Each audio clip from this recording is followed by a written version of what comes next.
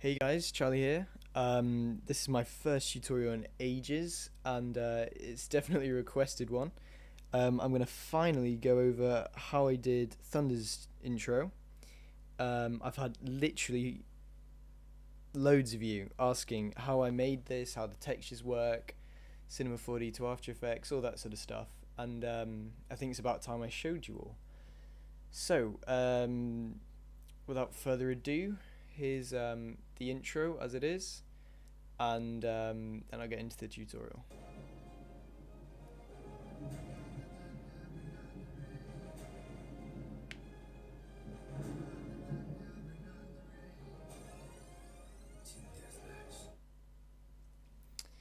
So there it is. I'm sure anyone who's subscribed to my channel has seen it. I personally think it's my best intro I've done to date, and yeah, it wasn't that complicated, to be honest. It may look it, but it's just a lot of layers and time, I guess.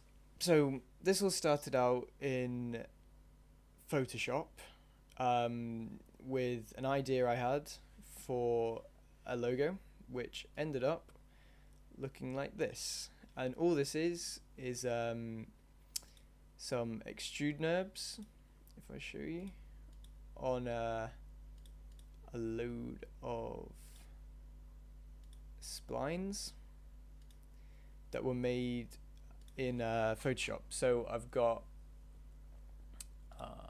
there we go. If you see here, there's the skull, it's just flat, and then two flat lightning strikes, and that's literally it. And then extrude NURBS. I don't use this one. Okay, there we go. So it's all put together, extruded, really simple. If you don't know how to extrude, I'm sure there's a million tutorials on that. This is more going over how it's done rather than a particularly in-depth tutorial. So the camera is the next part. I always do the camera paths before I texture and light. I don't know why, I just do. I like to know what it's going to look like sort of in my head. So camera movements were very simple. I decided to do it all in one render rather than lots of cuts, so I could leave my computer on overnight rendering. That's just the way I like to do it. A lot of people do it differently. So if I just play through this, you should recognize it. It's largely unchanged in the final intro. Just kind of swings across from various angles, slowly revealing the logo. Big reveal at the end, full screen, centered, and then we zoom through. So that's that. That's just keyframes on a camera. The only thing I did differently for this was I did include depth of field. You can now do it with a physical render in revision 13, but at the time I was using 12, so I was just using these depth of field maps. Now what these are, if I show you, the camera has several points. There's the focus object, which in this case is the skull. Now this means it's going to always focus on the skull, and that does change later on at some points, I'm pretty sure. Oh no. So yeah, that was quite a good angle. You can see there. So the focus point is this central rectangle here, and then under details I have the depth of field maps. Now what these do are tell it when something begins going out of focus and when something comes into focus, and you can adjust them, play around. So if you wanted a really shallow depth of field, you'd want to pull in this back one and push out this front one, so that the only thing that's in focus is between these 2 points. Now, I mean, that's, you're not going to be able to see very much, so I keep it a bit bigger than that. But yeah, basically that's what creates the soft focus you see at certain points. So let me find it. quite subtle. But here, so this is crisp, bit jagged, anti-aliasing, and dodgy spline. But here in the background, you can see there's a definite blur, and it's less crisp. Now that's depth of field, if you didn't know that. And it's an effect I really like and use a lot. You'll probably see it in a lot of my stuff.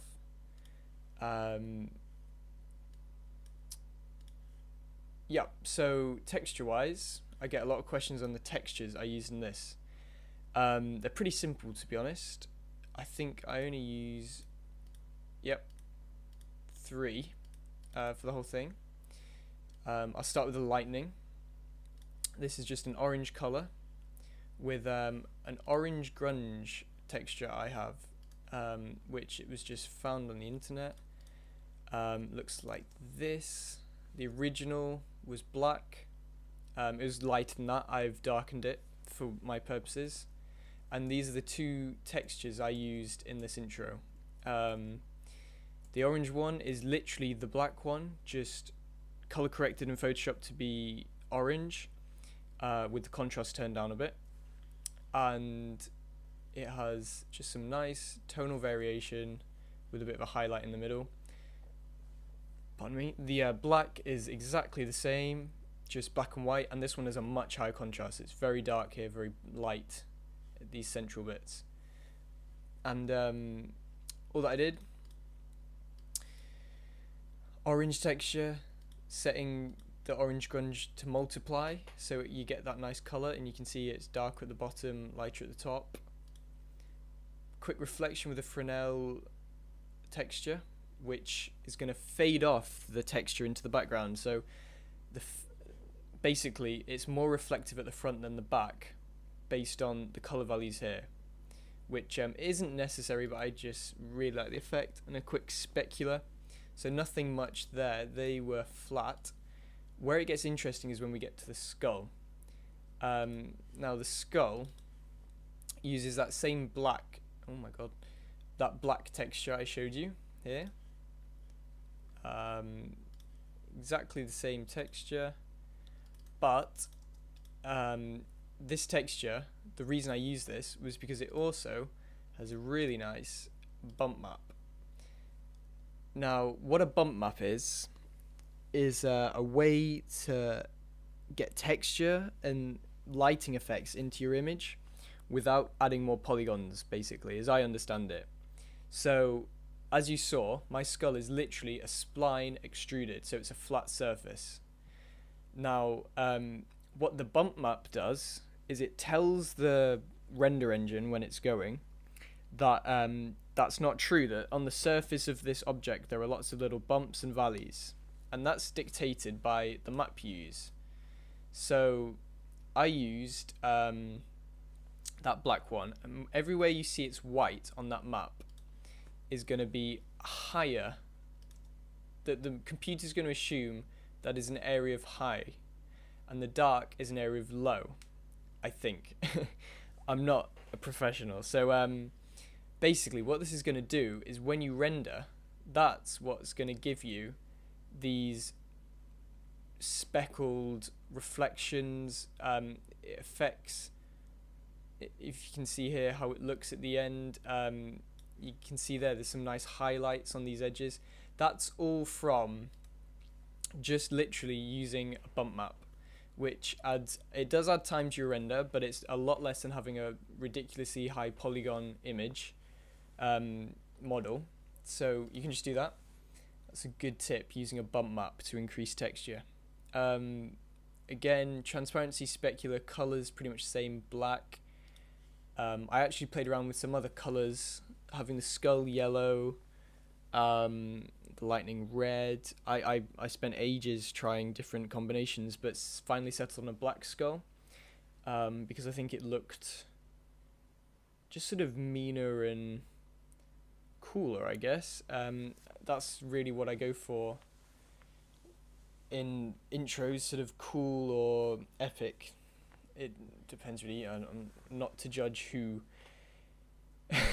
not to judge if I do that well, but I seem so.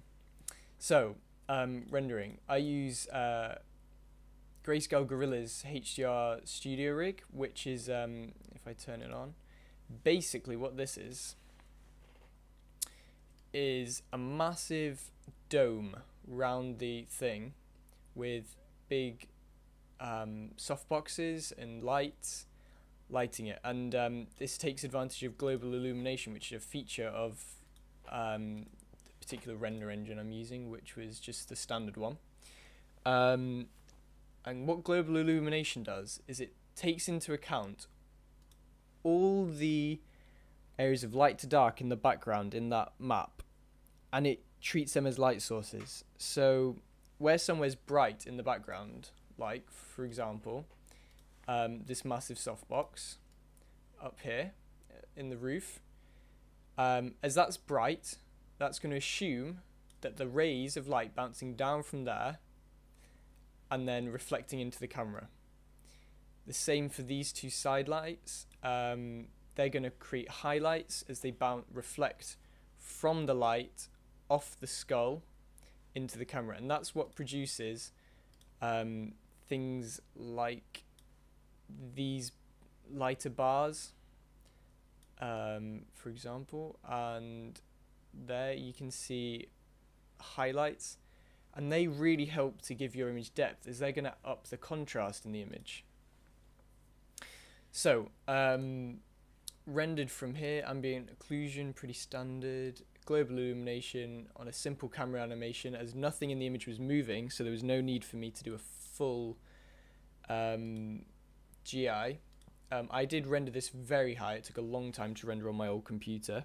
I now have the new iMac with the Core i7, which is massively faster. It's really amazing difference. But at the time, yeah, I was on a Core 2 Duo, and I still managed to render with that higher setting. I also rendered a depth of field map in the multipass here.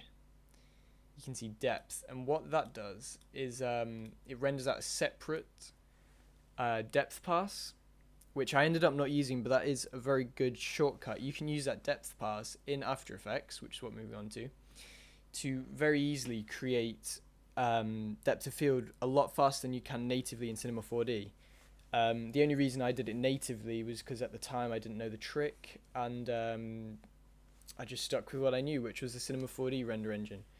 But now I use After Effects for most of my depth of field. So, getting into After Effects, after rendering that out for days, I go down. I'm going to delete everything here that you see. So, at the start, all we've got is this flat render. Now, it has been color corrected, which is why it looks a little bit different. And there's a drop shadow, but that's it. It's just literally a render of, this is it fully rendered, looking nice and crisp. You can see all the highlights I was talking about earlier. Playing through, I've left the fireball in, but yeah, that's it. So that was literally all that was in it. The next step after that was adding in a background, and I've got this stormy clouds free stock from Google, just searching for copyright free stock, and it's just some clouds, and all I've done is put a hue saturation on that, colorized it so it's a sepia sort of tone, and roll with that. I then put atmosphere on top, and what that does is sort of bring some depth to the image, as that's in front of the lens. Oh no, it's not. I lie. The atmosphere was probably just put into, to put some depth. So I've got layers of different objects moving slightly differently, and it creates the appearance of a three-dimensional image, because that's what you really want. You want your foreground to pop, and you want it to blend at the same time with the background. And to be honest, the best way I know to do that is to do it by eye. I don't always get it right. I've had some people say on one of my intros that it didn't blend on the Modern Warfare 3 one, but yeah, I just do it by eye.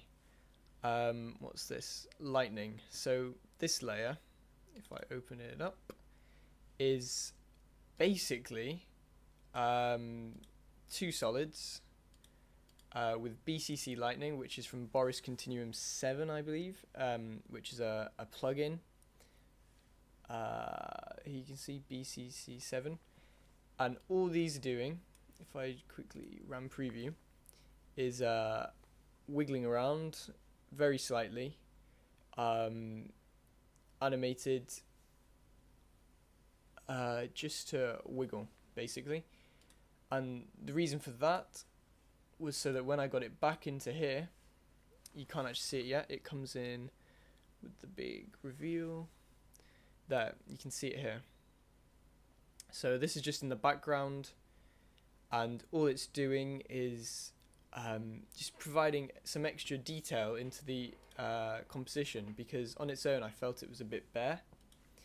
So this lightning just brings a bit of texture into the background and helps to sort of tie in the idea that this skull is bursting from the clouds, I hope. Okay, so then we've got the fireball, which is again simply some stock footage, I believe from Video Copilot, color corrected and massively over exposed, which you're not meant to do, but I really like the look of it compared to something like that. I don't know why, just rolled with it. So that's that, some more stock footage. Then we've got more lightning layers here, which weren't actually used in the final version, I don't think. I was going to have these extra 2 lightning bolts, but never went with them, so I'll pretend I never showed you them. The text, the next layer, that was just a render from Cinema 4D, very basic extruded text in a font called... I can't remember its name now, but it's from dafont.com. You can probably find it very easily, free for commercial, well, not commercial use, I didn't sell this, but free for use. And yeah, that's just a single frame, it's not animated, it's a single frame render,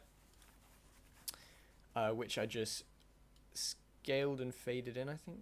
Oh no, just, yeah, scaled in very subtly and faded to go with the flush, which I'll show you in a minute. So all that does is fly in towards the screen. There's a shine effect, which is from Video Copilot, and all the shine does is these white streaks of light which come off, which is very similar to the Batman logo effect for the more recent films. It's, yeah, basically creates these rays of light emanating from whatever point you set, and that's just keyframe to move across the text.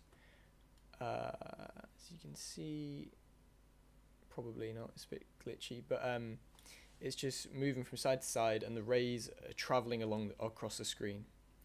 So then after that, oh, I lied. The lightning is in, that's why it makes sense, because I'm going from the bottom. That what goes behind the text, and again that was to tie the text, so you've got this foreground lightning, then you've got the skull, then you've got background lighting, then clouds, and it's again that sort of 3D progression which I hope gives it a sort of sense of depth and sort of ties it all together. So now this dust wave layer, which comes in about here, which is just adding a bit extra texture to this fireball by going off with it. It's really very subtle, but it's just dirtying up the shot and giving it a bit more of a dusty, dirty look, which is what I was going for. Next, we've just got a vignette, which is quite harsh. It's not very opaque, and what a vignette does is darkens the corners of your image, and these are incredibly simple to do. All it is lay a new solid, black solid. Actually, I'll do one for you now. New black solid. It's going to go black. You go up here, pick the ellipse tool, and we're just going to mask off a central area of the image. Now it's going to look a bit weird. Invert the mask, so now we've got black edges. And then in the mask options, it's best to feather the path, which is just going to soften up those edges. And then you'll want to whip down the opacity. And there you go. Very easy. Oh my god. Easy vignette. And what a vignette does, which I think is underused, is it draws the eye's attention. If I show you without the vignette, the frame seems very full. But just by adding that in, it's darkening the edges and your eye is naturally drawn to the brighter center. So what it's going to do is pull your eye into the center and basically subconsciously keep your audience focused on whatever's in the foreground, which in this case is the text. Moving on for that, I've got this flash, which literally all it does is at the start, there's a big white flash, white solid, faded out, intro begins, that's all that is. Then I have this color correction 1 layer, which is a curves to boost the contrast a little bit. It's actually bringing down the whites, the highs, and bringing up the darks a little bit, because I think it was quite dark. If I straight line it, you can see with, without. So and then there's a hue saturation. Now here I actually dropped the saturation because it was looking a little bit orange. Why is that not doing anything? So yeah, that drops the saturation. Very simple atmosphere. This is again some more dust, smoke on the screen. All that's doing, I mean, you can hardly see. It's here just on the side. I'm not sure how well that will come out on YouTube. But if you watch the intro, you can see there's a bit of dust in the foreground, and all that's doing is breaking up the image a little bit, trying to keep it not looking too manufactured. Almost done out. Flashes. These, this is just literally a solid with exposure. Solid, what am I talking about? It's an adjustment layer with exposure effect.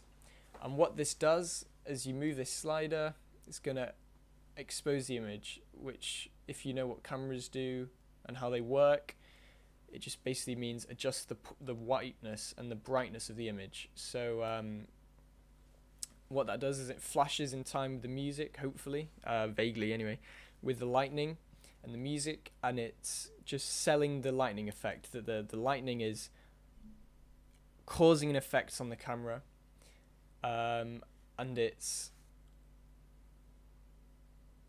just another layer of hopefully realism to sell the effect. Finally, we've got a fade. This is the last proper layer. All this does is fade to black at the end with the zoom, and then the curves, which is literally an adjustment layer with another set of curves, doing the final color correction, and that's it. That is the whole intro. So basically, when you strip it down to its bare elements, it's the render from Cinema 4D, and then some smoke, some adjustment layers with hue saturation curves, a nice background because I rendered on alpha in Cinema 4D, which means it's transparent, and a few little tweaks like the vignette. And apart from that, it's pretty simple, to be honest. There's no particles going on here. There's no masking or or sort of, I don't know, whatever you want to put in. It is a very simple intro, but I think the way I put it together worked, and hopefully you guys think so too. Now this is almost a half an hour commentary. If you've made it this far, you deserve some kind of cookie or something. And yeah, if you have made it this far, thank you very much for listening. Yep, that's about it.